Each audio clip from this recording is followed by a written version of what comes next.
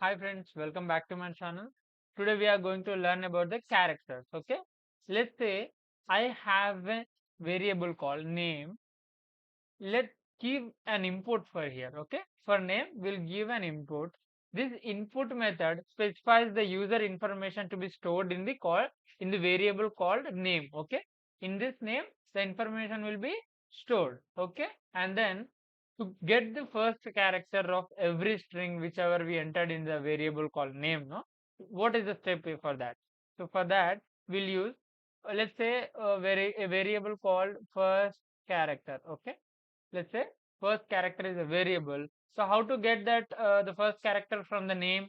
So give name square bracket, and in that give a number called 0, because this name 0 defines that the first character, okay, this name 0 will decide the position of a character in the string.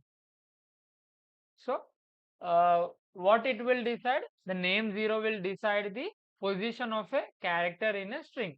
So how to get this as output? We need to print the first character variable. Okay, this is called like first character variable. No, we have to print that one. First char we have to print it.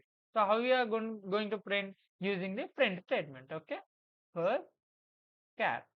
Okay, let's try to run this in terminal. Okay, let's first we need to input a name. So let's say my name is Shravan, right? So let me input Shravan and I will get my first character in the string. Have you got have you got it? So this is the reason how this is the step how to get the positions of a character. Let's say I want to get position of a second character in a string. So the indexes starts from 0 to infinity, right? Like 0, 1, 2, 3. From 0 it will start. Indexes always start from 0, no?